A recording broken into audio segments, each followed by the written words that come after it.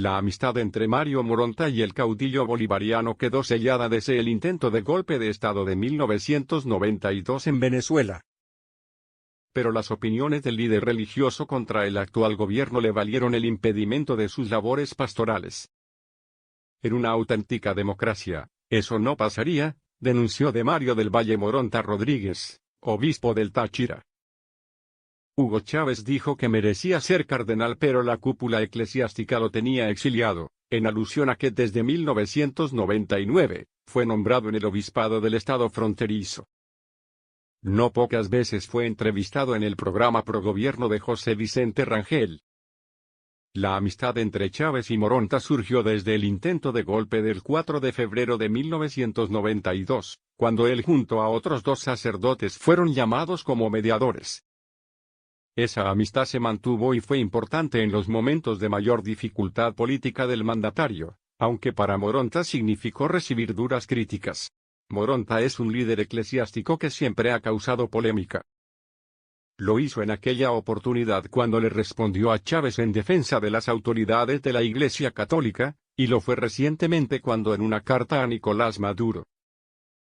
El 18 de febrero de 2019, con una frase lapidaria causó ruido en los sectores del poder.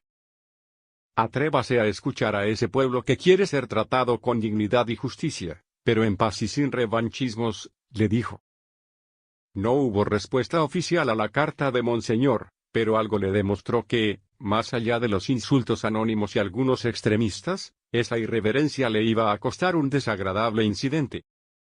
El Jueves Santo el sacerdote se fue, como todos los años, al Centro Penitenciario de Occidente, CPO, cárcel que está en Santa Anta, Táchira, y donde hay uno de los 2 anexos militares del país, a celebrar ese día, compartiendo con los privados de libertad el mandamiento nuevo del amor y la institución de la Eucaristía. Además de lavar los pies a algunos de los detenidos, explicó que con ese evento nos acercamos a cada uno para ofrecerles un gesto de fraternidad y una palabra de aliento. Bonita manera de conmemorar el sacerdocio de Jesucristo.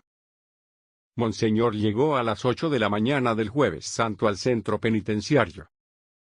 El capellán me aguardaba para decirme, con preocupación, que no permitían que entrara y celebrara. Eran órdenes superiores, denunció Moronta. Y como estaba preparado, el sacerdote le dijo al capellán que no se preocupara, porque si el problema era su presencia, entonces que celebrara él transmitiéndoles a los privados de libertad su saludo y bendición.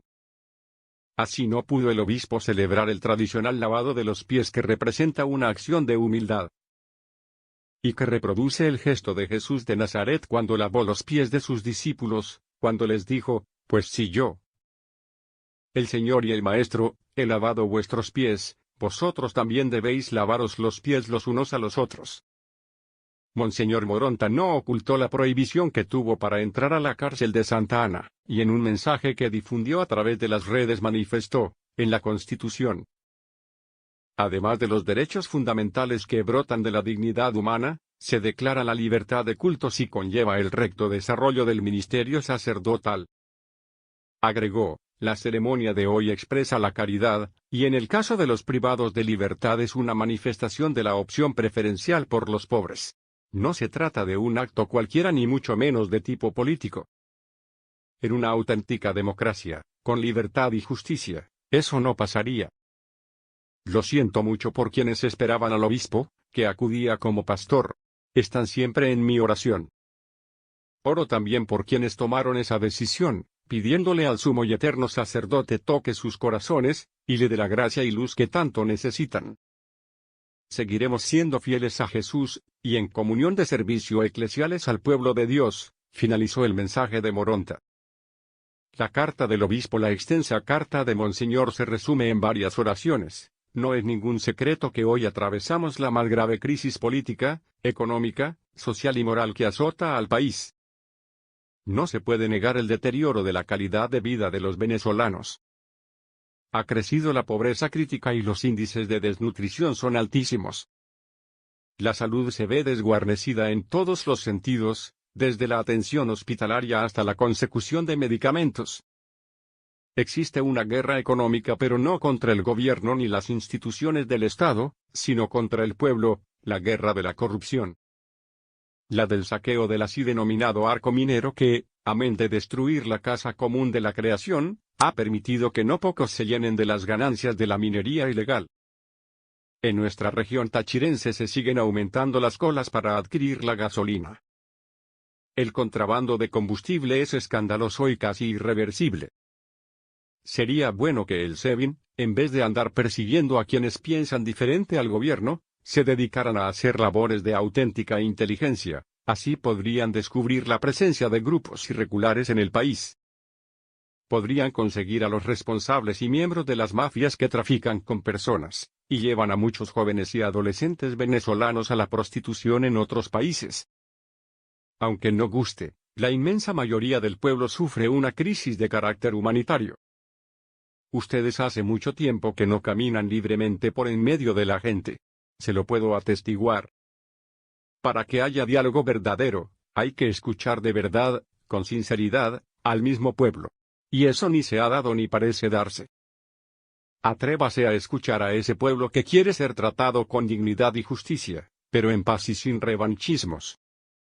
Si usted lo escuchara, podría sensibilizarse y así permitir que quienes quieren ofrecer una ayuda humanitaria, lo realicen. Es el bien del pueblo, no el de un grupito lo que de verdad interesa. El pueblo le pide respeto a su condición, a su dignidad y a sus derechos.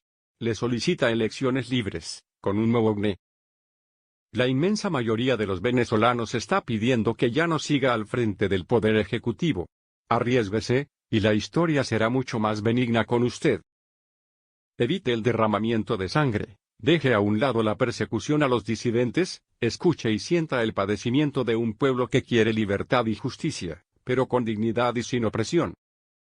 Aunque usted no lo crea, le ofrezco una oración para que el Dios de la vida, manifestado en Jesús de Nazaret, le dé la sabiduría y la luz del Espíritu para que tome la decisión más conveniente para usted y para todo el pueblo venezolano.